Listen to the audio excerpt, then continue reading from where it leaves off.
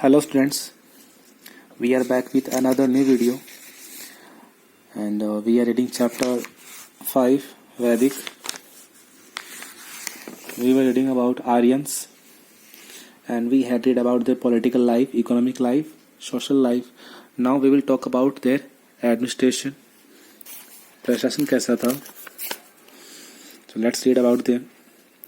In the early Vedic period, the Aryans were divided into tribal groups.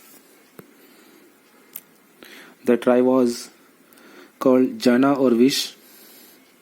Each tribe occupied a particular area and consisted of a number of villages. It was headed by a ruling chief. The tribal chief is called Rajan. He was selected for his bravery. Early वैदिक period में Aryans भी अलग अलग groups में divided थे और इस tribe को जो अलग अलग ट्राइबल ग्रुप्स में वो डिवाइडेड थे उन ट्राइब्स को जना या विश बोला जाता था और हर ट्राइब का एक पर्टिकुलर एरिया होता था जहाँ पे वो रहते थे और उनका एक अलग अलग विलेजेस होते थे और उनका हेड होता था जिसको राजन बोला जाता था। राजन को उसकी ब्रेवरी के अकॉर्डिंग, बहादुरी के अकॉर्डिंग सेलेक्ट किया जाता था। Rajan had military and religious duties to perform. He led his tribe in war and maintained law and order on the battlefield. He was assisted by the Senani or the commander in chief. राजन को military and religious duties करनी होती थी। जो पूरी tribe थी, पूरी जनजाति थी, उसको लीड करता था। लॉ एंड ऑर्डर मेंटेन बनाए रखता था और बैटलफील्ड में उसकी असिस्ट करने के लिए सेनानी या कमांडर इन चीफ होता था। In the religious duties he was held by the पुरोहिता और द चीफ प्रिस्ट। धार्मिक कामों में उसकी हेल्प करने के लिए प्रिस्ट होते थे जिसको पुरोहित बोला जाता था। द विलेज हेडमैन और द ग्रामणी communicated to him the issues concerning the villages. गांव के जो भी मामले होते थे वो डिस्कस करने के लिए ग्रामणी होता था। टू असेंबलीज द सभा और एंड द समिति एडवाइज द किंग और important matters. The Sabha was an assembly of selected people. The Samiti consisted of all people of the tribe. The Samiti elected the Rajan. दो तरह की assemblies होती थी, सभा और समिति।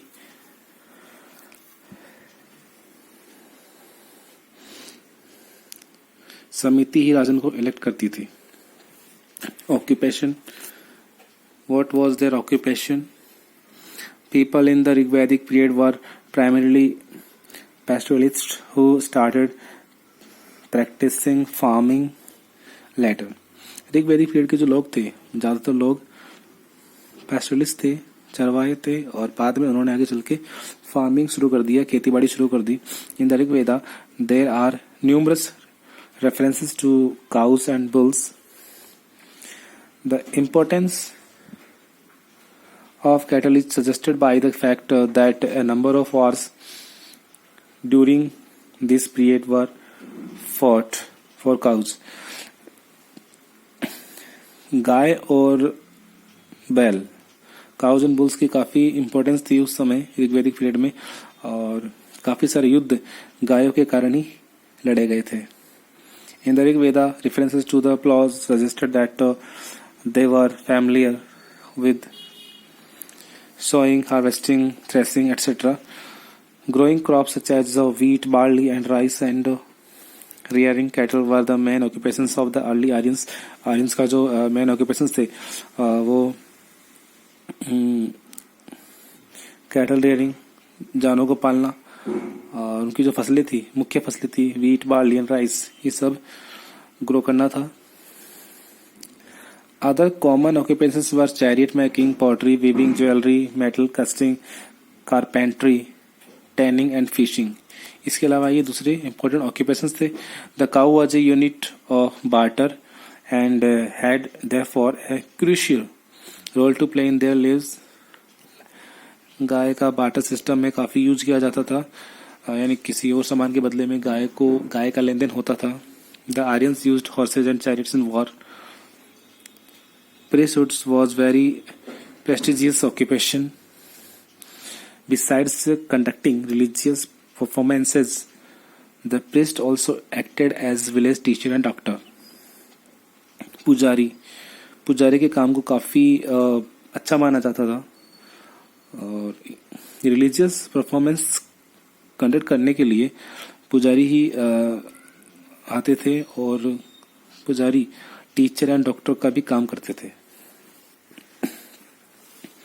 Food clothing and amusement. क्या खाना खाते थे, कपड़े कैसे पहनते थे, अम्यूजमेंट के लिए क्या क्या करते थे। So barley, cakes and milk, ghee, fruits, vegetables and meat were part of the basic diet of the people. लोगों का जो खाना था वो barley, cakes, milk, ghee, fruit, vegetable and meat, ये सब उनका खाना था। Intoxicating drinks were produced from the soma plant and sura from barley. Intoxicating drinks, नशा करने के लिए वो सोमा होता था, सोमा का प्लांट होता था, और सूरा एक बार्ली से बनाया जाता था। इन सब चीजों का वो नशा करते थे। These were offered to the gods and consumed. पहले इन सबको गॉड को ऑफर किया जाता था, फिर इनको कंज्यूम किया जाता था। Dresses were made up of cotton and wool. Both men and women were different kinds of ornaments. अलग अलग टाइप के डिफरेंट काइंड्स के ornaments पहनते थे, गहने पहनते थे। As depicted in the Vedas, chariot racing, hunting, horses racing, playing dice, music and dance were the favorite pastime of the people. लोगों का जो अपना अम्यूजमेंट करते थे, मनोरंजन करते थे, वो चैरियट रेसिंग, रथों की रेस होती थी, हंटिंग, शिकार करना, हॉर्स रेसिंग, घोड़ों की रेस करना, प्लेइंग डाइस, पासे खेलना, और म्यूजिक एंड डांस, ये सब उनकी पास टाइम थे, फेवरेट पास टाइम थे। और ये सब, इन सब बातों का जिक्र वेदों में है। रिलीजन, धर्म क्या था। The Aryans were primarily pastoral people. They feared nature and regarded it as sacred. Nature का उनको डर था और एक तरह से उसको पवित्र मानते थे। The sun, wind and rain became the gods and goddesses. Sun, wind and rain, सूर्य, हवा और बारिश, ये सब उनके देवी देवता बन गए थे। The Rigveda has many prayers dedicated to these deities. Indra was the god of thunder, Agni was fire, Vayu the wind, Varuna the god of the sky, Prithvi and earth. Prithvi the earth. The Surya was the sun god.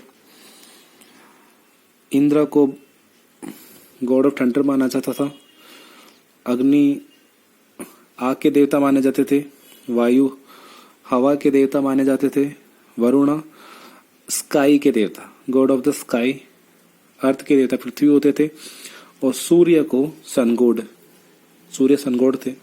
Among the female deities, Aditi was the goddess of cosmic order, Usha the goddess of dawn, and Aranyani the forest goddess.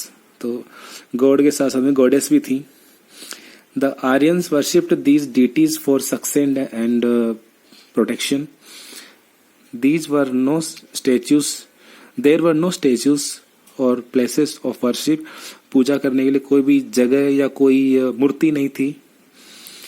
Prayers were chanted in the open and fire was an important part of all religious rituals. खुले में प्रार्थना की जाती थी।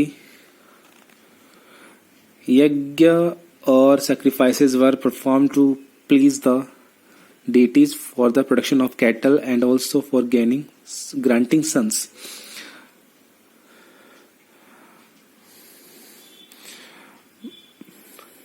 देवताओं को खुश करने के लिए यज्ञ या बलियां दी जाती थी ताकि उनके जो कैटल हैं उनकी प्रोडक्शन हो सके, और साथ साथ ग्रांटिंग सन बच्चों के लिए भी ये सब यज्ञ किए जाते थे। Later Vedic period. We were reading about early Vedic period and we have completed that. Now we will read about later Vedic period. This is the second part of the Vedic period. The Aryans learned the use of iron in the later Vedic period. It marked the beginning of the Iron Age in India. The use of iron tool enabled them to clear and dense forest of the region where they settled down. इस as में, इस period में Aryans ने लोहे का इस्तेमाल करना शुरू कर दिया था और लोहे के अलग अलग टूल्स बनाना सीख गए थे वो, और इन्हीं टूल से वो जंगलों को साफ करके उनमें सेटल होना शुरू कर दिए थे। The Aryans gradually spread along the northern Gangetic region where the plain Samaveda, Yajurveda and Atharvaveda were compose during this period. और इसी पीरियड में सामवेद, यजुर्वेद एंड अथर्ववेदा को लिखा गया था। Towards the end of this period the Aryan spread from Ganga Yamuna delta to Kaushala in UP and Videha in north Bihar. Administration in the later Vedic period the rajan or tribal chief became very powerful. Rajan के बारे में हमने read किया था अर्ली वैदिक period में। अब letter Vedic period में जो राजन थे या ट्राइबल चीफ थे वो और भी ज्यादा पावरफुल हो गए थे। Now he had a proper army and larger territories under his command. His Prestige depended on the extent of the area he controlled. He assumed different titles like सम्राट and महाराजाधिराज। अभी उसने अपने टाइटल भी change कर लिए थे। अभी उसको सम्राट और महाराजाधिराज बोला जाने लगा। To gain more power and expand his kingdom the rajan performed Rajasuya yajna and अश्वमेघ यज्ञ। अपने किंगडम को और भी एक्सपेंड करने के लिए, बढ़ाने के लिए राजन अभी राजसूय यज्ञ और अश्वमेघ यज्ञ करने लगे थे। As the kingdoms grew in extent the king became dominate. The position of the chief priest also rose in importance as he performed the rituals at the village level. The village assemblies carried out the administration. Political life.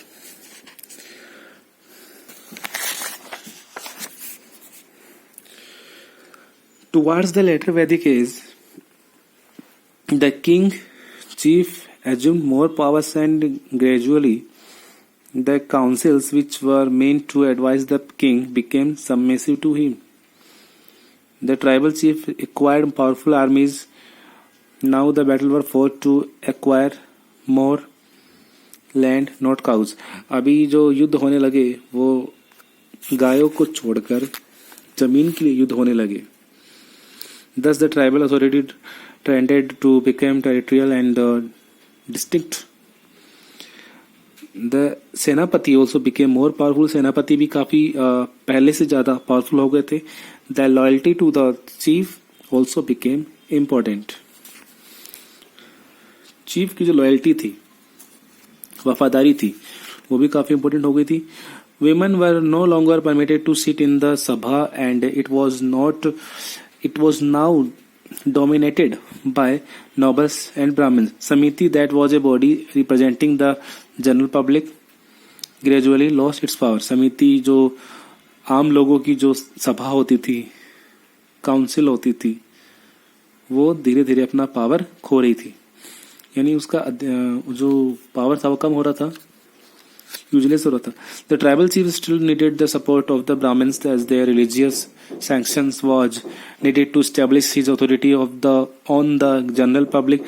So the priest continued to enjoy respect of the chief and high position in the society.